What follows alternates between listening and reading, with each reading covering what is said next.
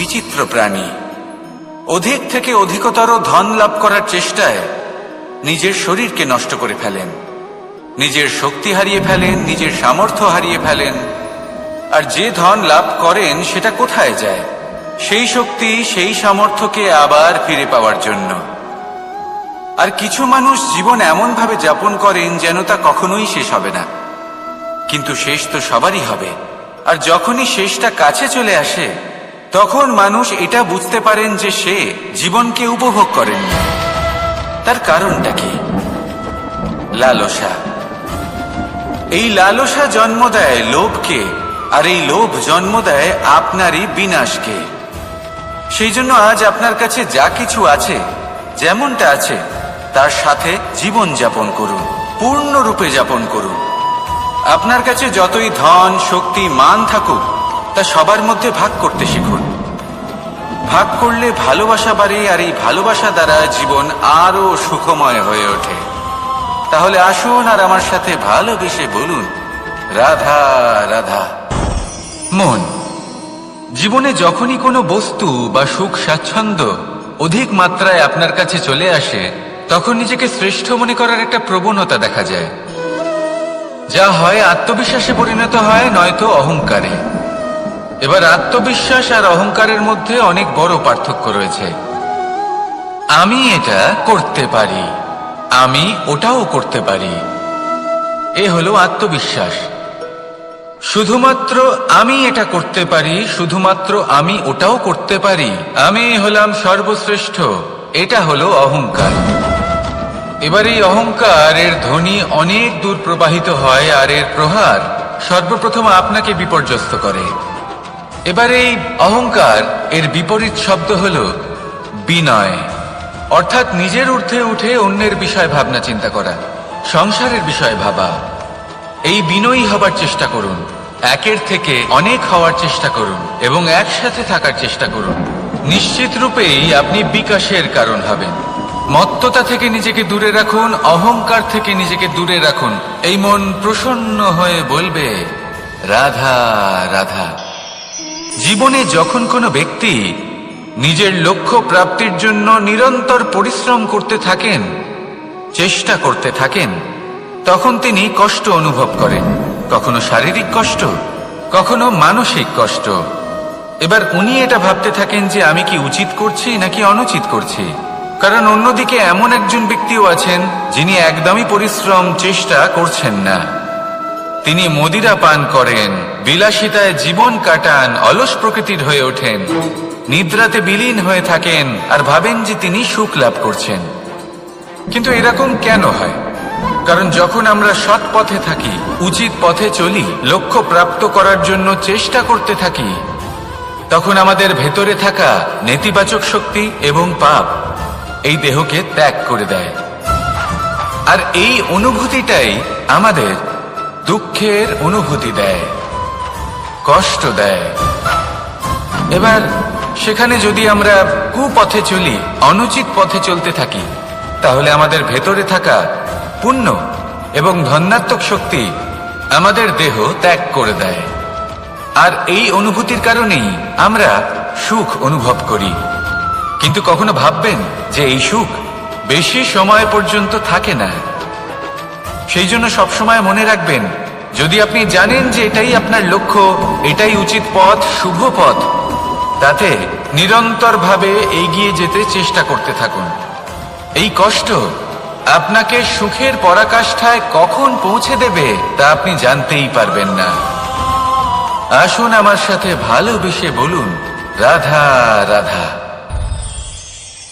ঈর্ষা আমাদেরই মনে বসবাস করা আরো একটা শত্রু। তবে এই শত্রু কখনো কখনো আমাদের জন্য লাভদায়কও হতে পারে, কিন্তু যদি আমরা সতর্ক না থাকি তাহলে সেটা ততটাই ঘাতক হয়ে উঠতে পারে। যদি আপনার কোনো প্রতিদ্বন্দ্বী থেকে থাকে যে এগিয়ে চলেছে, তাকে দেখে আপনার মনে ঈর্ষা উৎপন্ন হয়, আর ঈর্ষাবশত আপনি নিরন্তর চেষ্টা করতে থাকেন, পরিশ্রম করতে থাকেন সামনে এগোনোর জন্য, তাহলে তার দ্বারা আপনার বিকাশই হবে। কিন্তু যদি আপনি নিজের বিরোধীকে শেষ করতে দেওয়ার জন্য অগ্রসর হন, তাকে বিনাশ করার জন্য অগ্রসর হন, তাহলে এই ঈর্ষা প্রথমে আপনার বিনাশ অবশ্যই করবে। একটা কথা আছে, এটা পশু প্রবৃত্তি, আপনি শুধুই নিজের বিকাশের কথা ভাববেন। তিনিই হলেন প্রকৃত মানুষ, যিনি অন্য মানুষের জন্য প্রাণও দিতে পারেন। এই ঈর্ষা যদি আপনাকে বিকাশের পথে নিয়ে যেতে পারে তাহলে খুবই ভালো। যদি আপনাকে অন্য কাউকে বিনাশ করে দেওয়ার পথে অগ্রসর করে তাহলে তার থেকে দূরে থাকাই ভালো। যেমন ধরুন, আপনার কাছে একটা সূচ আছে যার দ্বারা আপনি ছেঁড়া কাপড়ও সেলাই করতে পারবেন বা অন্য কারোর পাত্রে ছিদ্রও করে দিতে পারবেন। আপনি কি চাইবেন, নিজের বিকাশ নাকি অন্য কারোর বিনাশ? সিদ্ধান্ত আপনারই। আসুন আর আমার সাথে ভালোবেসে বলুন, রাধা রাধা। বিষ এবং অমৃত, এর ভিত্তিতেই সংসার চক্র চলতে থাকে। যখন সমুদ্র মন্থন হয়েছিল তখন এই দুই প্রাপ্ত হয়েছিল। প্রথমে বিষ পাওয়া গেল, তারপর অমৃত। জীবন মন্থন করলেও এগুলো লাভ করা যায়।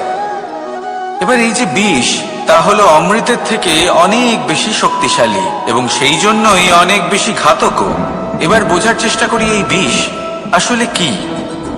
যে কোনো বস্তু বা কোনো ভাব যদি মাত্রার থেকে বেশি পরিমাণে আপনার কাছে থাকে, প্রয়োজনের থেকে বেশি আপনার কাছে থাকে, তাহলে সেটা আপনার কাছে বিষ সমান হতে পারে। তা সে ধন হোক, শক্তি হোক, সম্মান হোক, ইত্যাদি ইত্যাদি। যদি আপনার কাছে এমন কিছু থেকে থাকে যা মাত্রার থেকে বেশি পরিমাণে আপনার কাছে আছে, তাহলে তাকে ভাগ করতে শিখুন। যদি আপনি ভাগ করতে শিখে যান তাহলে এই বিষই আপনার জন্য অমৃতে পরিণত হবে, আর তাদের কাছেও অমৃত সমান হয়ে উঠবে যাদের এই সাহায্যের প্রয়োজন। তাহলে ভাগ করে নিতে শিখুন আর আমার সাথে ভালোবেসে বলুন, রাধা রাধা। কোনো বাড়িতে, কোনো পরিবারে যখন কারোর জন্ম হয় তখন তা কত সুখের মুহূর্ত হয়। সেই ছোট্ট সন্তান যখন কিছুটা বড় হয়, সে হাঁটার চেষ্টা করে, আর সেই প্রক্রিয়াতেও খুব বড় একটা শিক্ষা লুকিয়ে রয়েছে, ঠেলে দেওয়া। যখন আপনি হাঁটতে চান, সামনে এগোতে চান, তখন আপনি কি করেন? নিজের পায়ের তলার যে মাটি তাকে আপনি পেছনে ঠেলে দেন। ব্যাস, এই একই জিনিস তো জীবনেও শিখতে হবে। এবার যদি আপনি জ্ঞানের পথে অগ্রসর হতে চান তাহলে অজ্ঞানতাকে পেছনে সরিয়ে দিতে হবে। যদি আপনি প্রকাশের দিকে এগোতে চান তাহলে অন্ধকারকে পেছনে সরিয়ে দিতে হবে। যদি আপনি ভবিষ্যতে সফল হতে চান তাহলে অতীতের যে অসফলতাগুলিকে পেছনে সরিয়ে দিতে হবে। যে জল বইতে বইতে থেমে যায় তাকে আমরা নালা বলে থাকি, তার থেকে দুর্গন্ধ বের হয়। কিন্তু যে জল বইতেই থাকে তাকেই আমরা পবিত্র জল বলি। তাহলে আপনিও কর্ম করতে থাকুন, কখনো থামবেন না, আর আমার সাথে ভালোবেসে বলুন, রাধা রাধা। দেবে যে আপনি বড় বড় সমস্যার সমাধান করতে পারবেন। এবার যদি কথা বলি সব থেকে কঠিন সময়ের, তাহলে সেটা হলো বিচ্ছেদের। যা মা সীতাকে সহ্য করতে হয়েছে শ্রীরামের জন্য, রাধা কৃষ্ণকেও সহ্য করতে হয়েছে। যে ব্যক্তি বিচ্ছেদের সময় সঠিক পথে চলে এসেছে সে জীবনে অনেক শ্রেষ্ঠ স্থানে অবশ্যই পৌঁছতে পারবে। এবার যদি কথা বলি সব থেকে জরুরি এবং গুরুত্বপূর্ণ সময়ের, তাহলে সেটা হলো সংযোগ। সকলকে সাহায্য করতে থাকুন। আপনি অন্যদের সাহায্য করে তাদের যত আনন্দ দিতে পারবেন ততটাই আনন্দ আপনারও জীবনে অবশ্যই আসবে। আসুন আর আমার সাথে ভালোবেসে বলুন, রাধা রাধা। কামবোধ, এটাই আপনার অন্তরের প্রথম শত্রু। বেশিরভাগ মানুষই কামবোধ বলতে লালসা বোঝেন, কিন্তু এটা সম্পূর্ণ সত্য নয়। কামের আসল অর্থ হলো কামনা। এটা খুবই সহজ ব্যাপার। মনুষ্য শরীর থাকলে, মানুষের মন থাকলে এই কামনা অবশ্যই থাকবে। এবার এটাই দেখতে হবে যে এই কামনা নেতিবাচক কামনা নাকি ইতিবাচক কামনা। অন্য কারোর জিনিসে নজর দেওয়া, অন্য কোনো মানুষের উপর নজর দেওয়া কোনো অনুচিত বস্তুর দিকে নজর দেওয়া এই নেতিবাচক কামনা। আর এই দুষ্কামনা মানুষকে দিয়ে অপকর্ম করাবেই করাবে। তাই মনে রাখবেন, যে ব্যক্তি নিজের কামনাকে নিয়ন্ত্রণে রাখতে পারেন তিনি সঠিক পথেও থাকেন, সঠিক লক্ষ্যে পৌঁছতেও পারেন। যিনি কামনা নিয়ন্ত্রণে রাখতে পারেন না তিনি তার পথও হারিয়ে ফেলেন এবং লক্ষ্যচ্যুতও হন। তাই মনে রাখবেন, নিজের কামনাগুলিকে নিয়ন্ত্রণে রাখুন। কাম নামক এই শত্রুর ওপর বিজয় লাভ করুন। আর আমার সাথে ভালোবেসে বলুন, রাধা রাধা। ক্রোধ আপনার অন্তরের আরো একটা শত্রু। এই ক্রোধ আসলে কি? আপনার মনের এক ভাবনা, যা আপনার মনেই উৎপন্ন হয়। এই মন আত্মার সাথে যুক্ত থাকে। এখন একটা ভাবনা যা আত্মার সাথে যুক্ত থাকে তাকে অনুচিত কেন বলা হয় সেটা বোঝার চেষ্টা করুন। ক্রোধ কখনো কখনো জরুরি হয়, বিশেষ রূপে তখন যখন আপনি সঠিক পক্ষে দাঁড়িয়ে রয়েছেন এবং সামনের ব্যক্তি অধর্মের পক্ষে রয়েছেন আর বিনম্রভাবে মানছেন না। যেমন শ্রীরাম ক্রুদ্ধ হয়েছিলেন সাগরের ওপর। ওটা উচিত ছিল, আর তা ততক্ষণই উচিত যতক্ষণ আপনি ক্রোধকে নিয়ন্ত্রণ করছেন। যদি ক্রোধ আপনাকে নিয়ন্ত্রণ করতে শুরু করে তাহলে পরিস্থিতি এমনও হতে পারে, ধরুন একজন ব্যক্তির প্রতি ক্রোধের কারণে আপনি তার ক্ষতি করতে চান। আপনি একটা কয়লা হাতে নিলেন আর সেই কয়লা সামনের ব্যক্তির ক্ষতি করার পূর্বে আপনার হাত জ্বালিয়ে দেবে। ব্যাস, ক্রোধ এটাই করে। সর্বপ্রথম আপনার ক্ষতি করে, আপনার বিবেক হরণ করে নেয়। আপনি আপনার নিয়ন্ত্রণ হারিয়ে ফেলেন আর সবকিছু নষ্ট হয়ে যায়। বেশিরভাগ মানুষ ক্রোধে এমন সিদ্ধান্ত নেন যে সেটা তাদেরই বিনাশের কারণ হয়ে দাঁড়ায়। আর কিছু মানুষ বলেন যে আমাদের জীবনে এত যন্ত্রণা আছে, এত সংকট আছে যে ক্রোধ উৎপন্ন হবেই। আর এরকম সময় এটাই উচিত হবে যে আপনি নিজেকে ক্রোধের থেকে দূরে রাখুন আর তারপর সমস্যার নিবারণ করুন। আর এই নিবারণই আপনার জীবনকে একটা শ্রেষ্ঠ স্তরে পৌঁছে দেবে। তাহলে ক্রোধ থেকে দূরে থাকুন, সুপ্রসন্ন থাকুন আর আমার সাথে ভালোবেসে বলুন, রাধা রাধা। লোভ আপনার অন্তরের আরো একটা শত্রু। দেখতে গেলে এটা একটা শব্দ, একটা সংস্কৃত শব্দ। লব ধাতু থেকে উৎপন্ন হয়েছে। এর অর্থ কিছু লাভ করা। কিছু লাভ করা অনুচিত নয়, আরো কিছু লাভ করাও অনুচিত নয়, কিন্তু সব থেকে বেশি আমিই লাভ করব, আমি আরো চাই, আরো বেশি চাই, আরো বেশি পেতে চাই। এটাই হলো লোভ। আর এই লোভ যখন গ্রাস করে তখন আপনি যা পেতে চান, সে ধনই হোক বা মানই হোক, তা অর্জন করার জন্য মানুষ যে কোনো স্তরে পৌঁছে যেতে পারে। যদি মানুষ ধন অর্জন করতে চান তাহলে তার জন্য তারা অধর্মের পথেও চলতে পারেন। যদি সম্মান অর্জন করতে চান তাহলে অন্য মানুষকে ছোটও করতে পারেন। শেষ পর্যন্ত আপনার এটা মনে হতে পারে যে যদি একটু অল্পই প্রাপ্ত করতাম কিন্তু ভালোবেসে প্রাপ্ত করতাম, এই জীবন আরো অনেক বেশি সুখী হতো। লোভ আপনার জীবনে, আপনার মনে কখন যে প্রবেশ করবে সেটা আপনি জানতেও পারবেন না। তাই এটা চিনতে শিখুন আর তৎক্ষণাৎ জীবন থেকে বাইরে ফেলে দিন। যা কিছু লাভ করতে চান তা ভালোবেসে লাভ করুন আর সেই ভালোবাসার সাথেই বলুন, রাধা রাধা। মোহ আপনার অন্তরের আরো একটা শত্রু। এবার মানুষ প্রেম আর মোহের মধ্যে পার্থক্য বুঝতে পারে না। কিছু মানুষ ভাবে যে মোহর মধ্যে খারাপ কি আছে। যদি কোনো মানুষের তার বাবা মার প্রতি, তার সন্তানের প্রতি মোহ থাকে তবে খারাপ কি আছে? খারাপ আছে, আর সেটা তাদের জন্য খারাপ হতে পারে যাদের প্রতি আপনার এই মোহ আছে। এবার মোহ, এই দুই পরিস্থিতিতেই আপনার হাত প্রসারিত থাকে।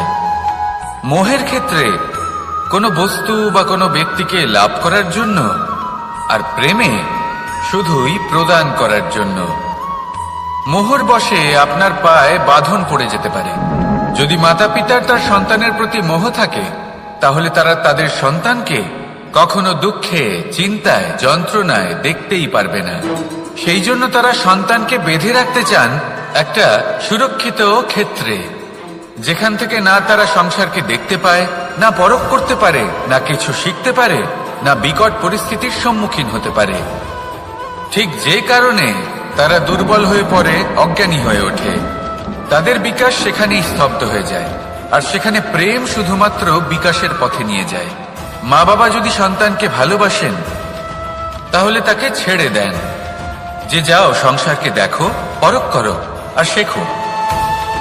কিভাবে এর সাথে লড়াই করতে হবে সেটা নিজে শেখো। নিজের শক্তি নিজেই বাড়িয়ে তোলো, নিজের পথ চয়ন করো। সেই জন্য এই মোহর শিকল ভেঙে ফেলুন আর প্রেমকে আপন করে নিন। আর এই প্রেম দ্বারাই বলুন রাধা রাধা। এই সংসারে এমন অনেক ব্যক্তি আছেন যারা নিজেদের প্রসন্নতার জন্য স্বার্থপরতার সীমা পার করে যেতে পারেন। নিজে সুখ লাভ করার জন্য অন্যকে দুঃখ দিতে পারেন। ওনাদের কারোর প্রতি কোনো টান নেই, না সমাজের প্রতি, না আপনজনদের প্রতি, না ঈশ্বরের প্রতি। এবার দেখুন, মানুষ যদি কাউকে ভয় নাও পায়, তাও নিজের কর্মের কথা মনে করে অবশ্যই ভয় পাওয়া উচিত। কারণ আপনি যা কর্মই করুন তার ফল নিজে থেকে আপনার কাছে আসবেই, নিশ্চিত রূপে আসবে। তার থেকে আপনি পালাতে পারবেন না। কেউ নিজের কর্মফলের হাত থেকে বাঁচতে পারে না। স্বয়ং মহাদেবকে ওনার কর্মফল ভোগ করতে হয়েছিল। উনি কিছু না ভেবেই ভস্মাসুরকে বর দিয়েছিলেন।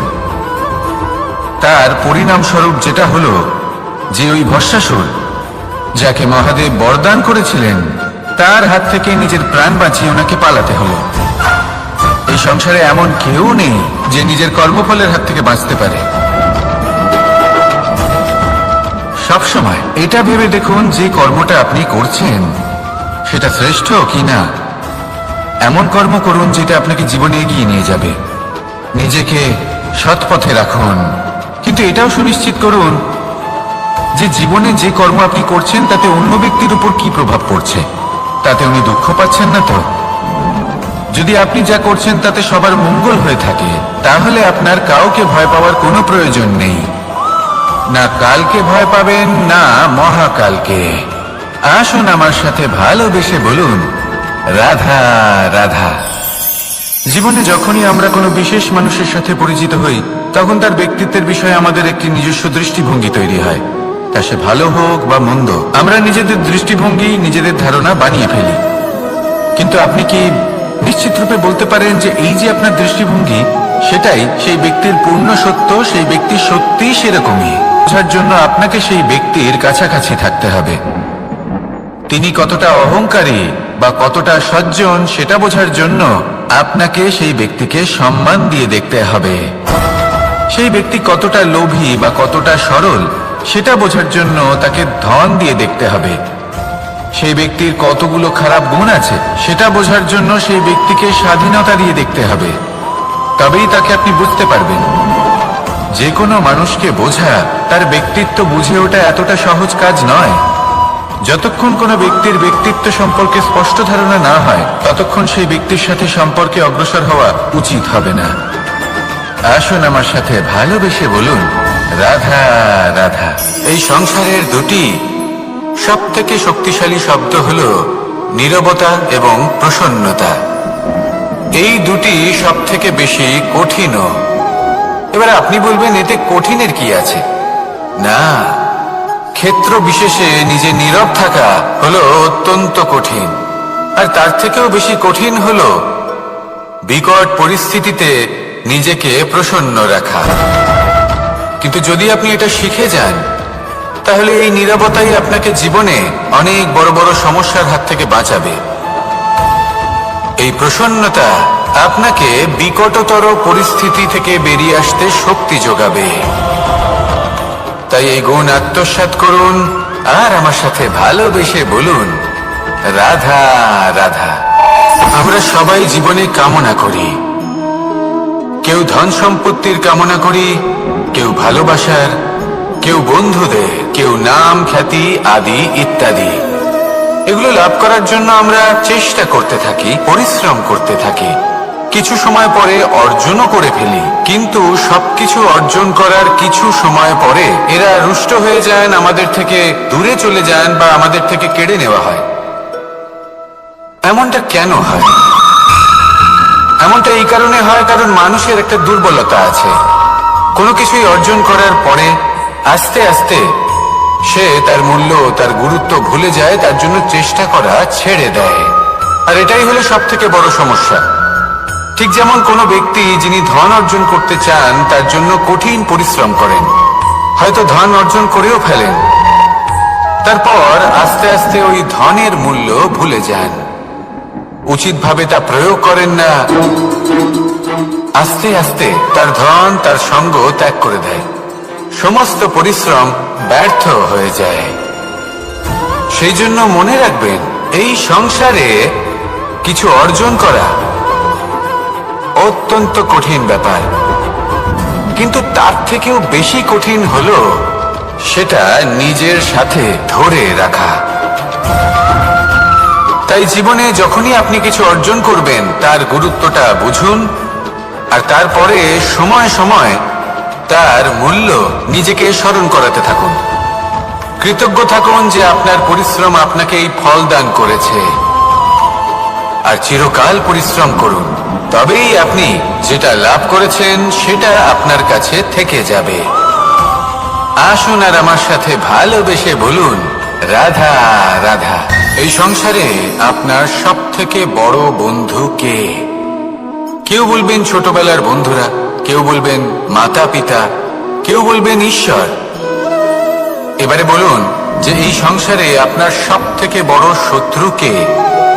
কেউ বলবে আপনার বিরোধী, সেই ব্যক্তি যে আপনাকে হিংসে করে, বা আপনার নিজের অহংকার, আপনার কুকর্ম। আমি বলবো যে এই সংসারে আপনার সব থেকে বড় বন্ধু হলো আপনার নিজের মন। এই চঞ্চল মনকে যদি আপনি নিয়ন্ত্রণ করতে শিখতে পারেন, তাহলে এর থেকে বড় বন্ধু এই সংসারে আপনি কোথাও পাবেন না। সেখানেই যদি এই মন আপনাকে বশ করে ফেলে, তাহলে সংসারে এর থেকে বড় শত্রুও আপনি কোথাও পাবেন না।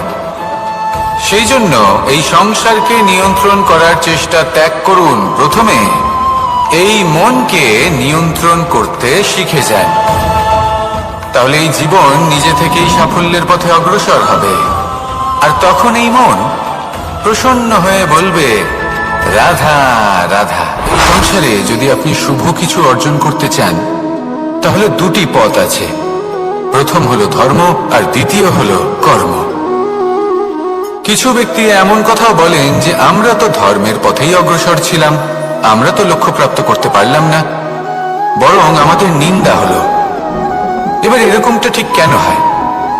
এরকম এই কারণে হয়, কারণ দেখতে গেলে ধর্ম সবসময় আমাদের এমন পথ দেখায় যেটা আমাদের একটা শুভ লক্ষ্য প্রাপ্তিতে সাহায্য করে, কিন্তু সেই লক্ষ্যে আমাদের পৌঁছতে হবে নিজেদের কর্ম দ্বারা। যদি আপনি ধর্মের পথে অগ্রসর হয়ে থাকেন, তাহলে আপনাকে কর্মও করতে হবে। যদি ধর্মের পথে চলেন কিন্তু কর্ম না করেন, তাহলে লক্ষ্য প্রাপ্তি হবে না। ঠিক সেইভাবেই যদি আপনি কর্ম করতে থাকেন কিন্তু ধর্মের পথে না চলেন, তাও লক্ষ্য প্রাপ্তি হবে না। মনে রাখবেন যে ধর্ম এবং কর্ম হলো একটি মুদ্রার দুই পিঠের সমান। এদের নিজের জীবনে আত্মসাৎ করুন এবং অগ্রসর হন। এই সংসারের প্রত্যেক লক্ষ্য আপনার হবে। আসুন আমার সাথে ভালোবেসে বলুন, রাধা রাধা। প্রত্যেক মানুষ জীবনযাপন করেন, কিন্তু প্রত্যেক মানুষ বেঁচে থাকার রসদ জোগাড় করতে পারেন না। তাহলে কি করা যায়? জীবনের রসদ কিভাবে জোগাড় করা যায়? কিভাবে আমাদের চেষ্টা করে যাওয়া উচিত? আমাদের কি করা উচিত? কিছু কাজ আছে যেগুলো আপনাদের করতে হবে। সর্বপ্রথম, জীবনে যখনই কোনো সমস্যা আসবে, তখন নিরপেক্ষভাবে তার সম্মুখীন হন। তা সে যে সমস্যাই হোক, সেটা সমাধান করার জন্য আপনাকে শুভ পথ নির্বাচন করতেই হবে। তারপরে যদি আপনার হাতে কখনো ক্ষমতা আসে, সেই মুহূর্তে আরো বেশি বিনম্র থাকতে হবে। আপনি ধন অর্জন করলে তখন অহংকার জাগ্রত হতে দিলে চলবে না। আপনি যদি শক্তিশালী হয়ে ওঠেন, তাও অহংকার জাগ্রত হলে চলবে না।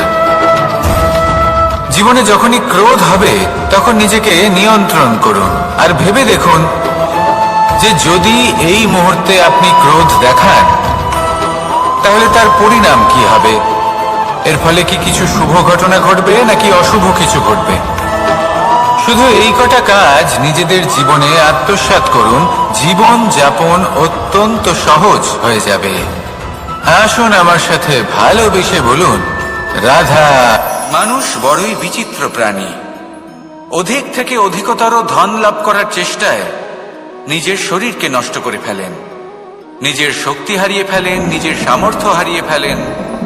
আর যে ধন লাভ করেন সেটা কোথায় যায়? সেই শক্তি, সেই সামর্থ্যকে আবার ফিরে পাওয়ার জন্য। আর কিছু মানুষ জীবন এমন ভাবে যাপন করেন যেন তা কখনোই শেষ হবে না। কিন্তু শেষ তো সবারই হবে। আর যখনই শেষটা কাছে চলে আসে, তখন মানুষ এটা বুঝতে পারেন যে সে জীবনকে উপভোগ করেন। তার কারণটা কি? লালসা। এই লালসা জন্ম দেয় লোভকে, আর এই লোভ জন্ম দেয় আপনারই বিনাশকে। সেই জন্য আজ আপনার কাছে যা কিছু আছে, যেমনটা আছে, তার সাথে জীবন যাপন করুন, পূর্ণরূপে যাপন করুন। আপনার কাছে যতই ধন, শক্তি, মান থাকুক, তা সবার মধ্যে ভাগ করতে শিখুন। ভাগ করলে ভালোবাসা বাড়ে, আর এই ভালোবাসা দ্বারা জীবন আরো সুখময় হয়ে ওঠে। তাহলে আসুন আর আমার সাথে ভালোবেসে বলুন, রাধা রাধা। মন। জীবনে যখনই কোনো বস্তু বা সুখ স্বাচ্ছন্দ্য অধিক মাত্রায় আপনার কাছে চলে আসে, তখন নিজেকে শ্রেষ্ঠ মনে করার একটা প্রবণতা দেখা যায়, যা হয় আত্মবিশ্বাসে পরিণত হয়, নয়তো অহংকারে। এবার আত্মবিশ্বাস আর অহংকারের মধ্যে অনেক বড় পার্থক্য রয়েছে। আমি এটা করতে পারি, আমি ওটাও করতে পারি, এ হলো আত্মবিশ্বাস। শুধুমাত্র আমি এটা করতে পারি, শুধুমাত্র আমি ওটাও করতে পারি, আমি হলাম সর্বশ্রেষ্ঠ, এটা হলো অহংকার। এবার এই অহংকারের ধ্বনি অনেক দূর প্রবাহিত হয়, আর এর প্রহার সর্বপ্রথম আপনাকে বিপর্যস্ত করে। এবার এই অহংকার এর বিপরীত শব্দ হলো বিনয়, অর্থাৎ নিজের ঊর্ধ্বে উঠে অন্যের বিষয় ভাবনা চিন্তা করা, সংসারের বিষয় ভাবা। এই বিনয়ী হবার চেষ্টা করুন, একের থেকে অনেক হওয়ার চেষ্টা করুন এবং একসাথে থাকার চেষ্টা করুন। নিশ্চিত রূপেই আপনি বিকাশের কারণ হবেন। মত্ততা থেকে নিজেকে দূরে রাখুন, অহংকার থেকে নিজেকে দূরে রাখুন। এই মন প্রসন্ন হয়ে বলবে, রাধা রাধা। জীবনে যখন কোনো ব্যক্তি নিজের লক্ষ্য প্রাপ্তির জন্য নিরন্তর পরিশ্রম করতে থাকেন, চেষ্টা করতে থাকেন, তখন তিনি কষ্ট অনুভব করেন, কখনো শারীরিক কষ্ট, কখনো মানসিক কষ্ট। এবার উনি এটা ভাবতে থাকেন যে আমি কি উচিত করছি নাকি অনুচিত করছি। কারণ অন্যদিকে এমন একজন ব্যক্তিও আছেন যিনি একদমই পরিশ্রম, চেষ্টা করছেন না। তিনি মদিরা পান করেন, বিলাসিতায় জীবন কাটান, অলস প্রকৃতির হয়ে ওঠেন, নিদ্রাতে বিলীন হয়ে থাকেন আর ভাবেন যে তিনি সুখ লাভ করছেন। কিন্তু এরকম কেন হয়? কারণ যখন আমরা সৎ পথে থাকি, উচিত পথে চলি, লক্ষ্য প্রাপ্ত করার জন্য চেষ্টা করতে থাকি, তখন আমাদের ভেতরে থাকা নেতিবাচক শক্তি এবং পাপ এই দেহকে ত্যাগ করে দেয়। আর এই অনুভূতিটাই আমাদের দুঃখের অনুভূতি দেয়, কষ্ট দেয়। এবার সেখানে যদি আমরা কুপথে চলি, অনুচিত পথে চলতে থাকি, তাহলে আমাদের ভেতরে থাকা পুণ্য এবং ধনাত্মক শক্তি আমাদের দেহ ত্যাগ করে দেয়। আর এই অনুভূতির কারণেই আমরা সুখ অনুভব করি। কিন্তু কখনো ভাববেন যে এই সুখ বেশি সময় পর্যন্ত থাকে না। সেই জন্য সবসময় মনে রাখবেন, যদি আপনি জানেন যে এটাই আপনার লক্ষ্য, এটাই উচিত পথ, শুভ পথ, তাতে নিরন্তরভাবে এগিয়ে যেতে চেষ্টা করতে থাকুন। এই কষ্ট আপনাকে সুখের পরাকাষ্ঠায় কখন পৌঁছে দেবে তা আপনি জানতেই পারবেন না। আসুন আমার সাথে ভালোবেসে বলুন, রাধা রাধা। ঈর্ষা আমাদেরই মনে বসবাস করা আরো একটা শত্রু। তবে এই শত্রু কখনো কখনো আমাদের জন্য লাভদায়কও হতে পারে। কিন্তু যদি আমরা সতর্ক না থাকি, তাহলে সেটা ততটাই ঘাতক হয়ে উঠতে পারে। যদি আপনার কোনো প্রতিদ্বন্দ্বী থেকে থাকে যে এগিয়ে চলেছে, তাকে দেখে আপনার মনে ঈর্ষা উৎপন্ন হয়, আর ঈর্ষাবশত আপনি নিরন্তর চেষ্টা করতে থাকেন, পরিশ্রম করতে থাকেন সামনে এগোনোর জন্য, তাহলে তার দ্বারা আপনার বিকাশই হবে। কিন্তু যদি আপনি নিজের বিরোধীকে শেষ করতে দেওয়ার জন্য অগ্রসর হন, তাকে বিনাশ করার জন্য অগ্রসর হন, তাহলে এই ঈর্ষা প্রথমে আপনার বিনাশ অবশ্যই করবে। একটা কথা আছে, এটা পশু প্রবৃত্তি, আপনি শুধুই নিজের বিকাশের কথা ভাববেন।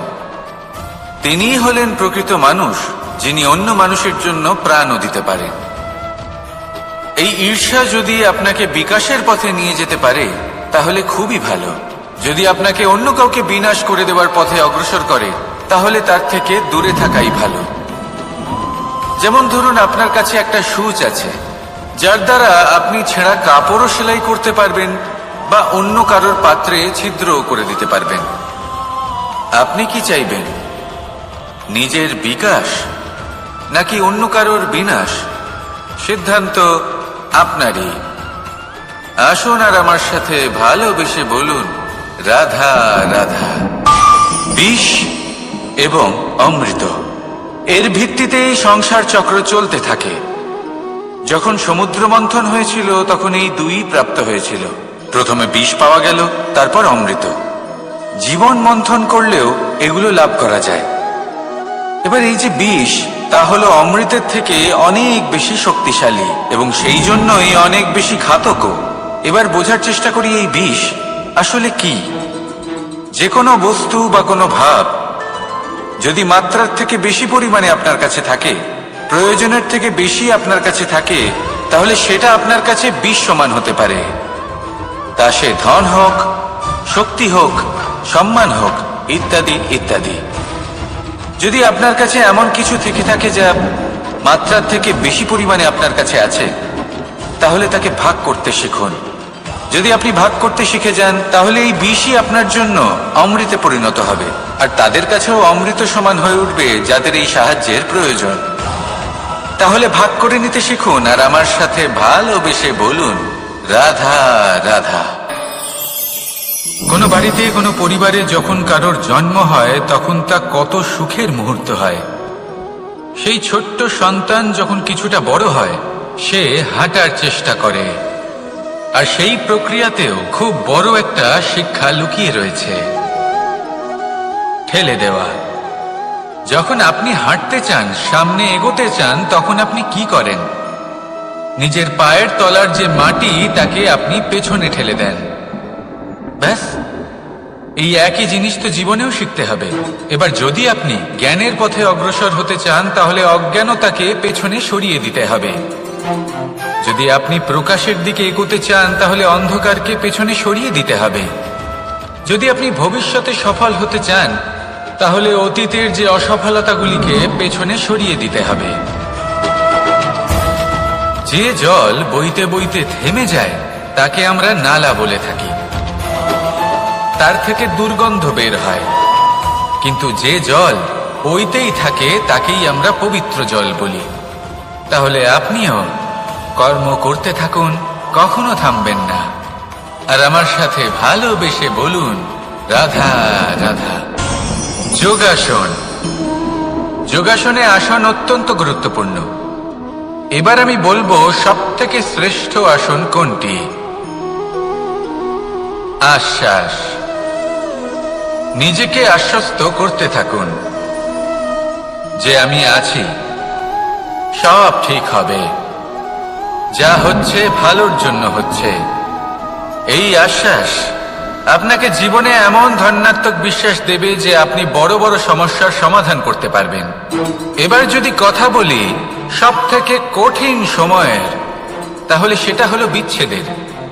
যা মা সীতাকে সহ্য করতে হয়েছে শ্রীরামের জন্য, রাধা কৃষ্ণকেও সহ্য করতে হয়েছে। যে ব্যক্তি বিচ্ছেদের সময় সঠিক পথে চলে এসেছে সে জীবনে অনেক শ্রেষ্ঠ স্থানে অবশ্যই পৌঁছতে পারবে।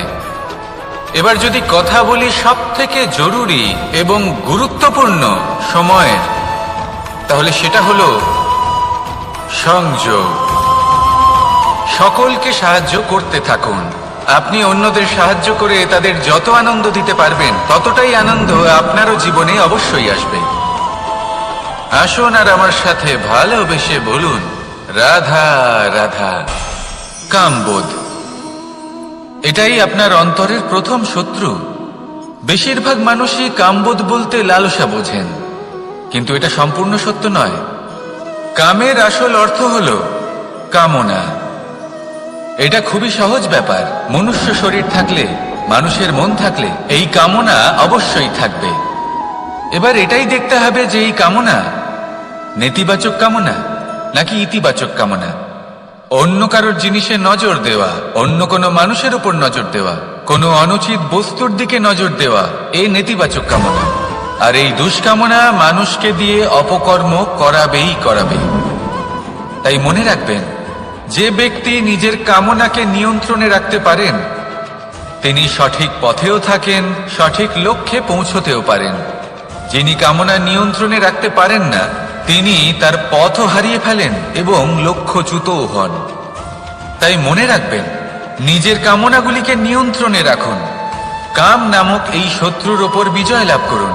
আর আমার সাথে ভালোবেসে বলুন, রাধা রাধা। ক্রোধ, আপনার অন্তরের আরো একটা শত্রু। এই ক্রোধ আসলে কি? আপনার মনের এক ভাবনা, যা আপনার মনেই উৎপন্ন হয়। এই মন আত্মার সাথে যুক্ত থাকে।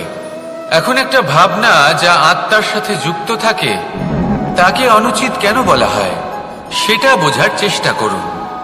ক্রোধ কখনো কখনো জরুরি হয়, বিশেষ রূপে তখন যখন আপনি সঠিক পক্ষে দাঁড়িয়ে রয়েছেন এবং সামনের ব্যক্তি অধর্মের পক্ষে রয়েছেন আর বিনম্রভাবে মানছেন না। যেমন শ্রীরাম ক্রুদ্ধ হয়েছিলেন সাগরের ওপর। ওটা উচিত ছিল, আর তা ততক্ষণই উচিত যতক্ষণ আপনি ক্রোধকে নিয়ন্ত্রণ করছেন। যদি ক্রোধ আপনাকে নিয়ন্ত্রণ করতে শুরু করে তাহলে পরিস্থিতি এমনও হতে পারে, ধরুন একজন ব্যক্তির প্রতি ক্রোধের কারণে আপনি তার ক্ষতি করতে চান। আপনি একটা কয়লা হাতে নিলেন আর সেই কয়লা সামনের ব্যক্তির ক্ষতি করার পূর্বে আপনার হাত জ্বালিয়ে দেবে। ব্যাস, ক্রোধ এটাই করে। সর্বপ্রথম আপনার ক্ষতি করে, আপনার বিবেক হরণ করে নেয়। আপনি আপনার নিয়ন্ত্রণ হারিয়ে ফেলেন আর সবকিছু নষ্ট হয়ে যায়। বেশিরভাগ মানুষ ক্রোধে এমন সিদ্ধান্ত নেন যে সেটা তাদেরই বিনাশের কারণ হয়ে দাঁড়ায়। আর কিছু মানুষ বলেন যে আমাদের জীবনে এত যন্ত্রণা আছে, এত সংকট আছে যে ক্রোধ উৎপন্ন হবেই। আর এরকম সময় এটাই উচিত হবে যে আপনি নিজেকে ক্রোধের থেকে দূরে রাখুন আর তারপর সমস্যার নিবারণ করুন। আর এই নিবারণই আপনার জীবনকে একটা শ্রেষ্ঠ স্তরে পৌঁছে দেবে। তাহলে ক্রোধ থেকে দূরে থাকুন, সুপ্রসন্ন থাকুন, আর আমার সাথে ভালোবেসে বলুন, রাধা রাধা। লোভ, আপনার অন্তরের আরো একটা শত্রু। দেখতে গেলে এটা একটা শব্দ, একটা সংস্কৃত শব্দ। লব ধাতু থেকে উৎপন্ন হয়েছে। এর অর্থ কিছু লাভ করা। কিছু লাভ করা অনুচিত নয়, আরো কিছু লাভ করাও অনুচিত নয়, কিন্তু সব থেকে বেশি আমি লাভ করব, আমি আরো চাই, আরো বেশি চাই, আরো বেশি পেতে চাই, এটাই হলো লোভ। আর এই লোভ যখন গ্রাস করে তখন আপনি যা পেতে চান, সে ধনই হোক বা মানই হোক, তা অর্জন করার জন্য মানুষ যে কোনো স্তরে পৌঁছে যেতে পারে। যদি মানুষ ধন অর্জন করতে চান তাহলে তার জন্য তারা অধর্মের পথেও চলতে পারেন। যদি সম্মান অর্জন করতে চান তাহলে অন্য মানুষকে ছোটও করতে পারেন। শেষ পর্যন্ত আপনার এটা মনে হতে পারে যে যদি একটু অল্পই প্রাপ্ত করতাম কিন্তু ভালোবেসে প্রাপ্ত করতাম, এই জীবন আরো অনেক বেশি সুখী হতো। লোভ আপনার জীবনে, আপনার মনে কখন যে প্রবেশ করবে সেটা আপনি জানতেও পারবেন না। তাই এটা চিনতে শিখুন আর তৎক্ষণাৎ জীবন থেকে বাইরে ফেলে দিন। যা কিছু লাভ করতে চান তা ভালোবেসে লাভ করুন, আর সেই ভালোবাসার সাথেই বলুন, রাধা রাধা।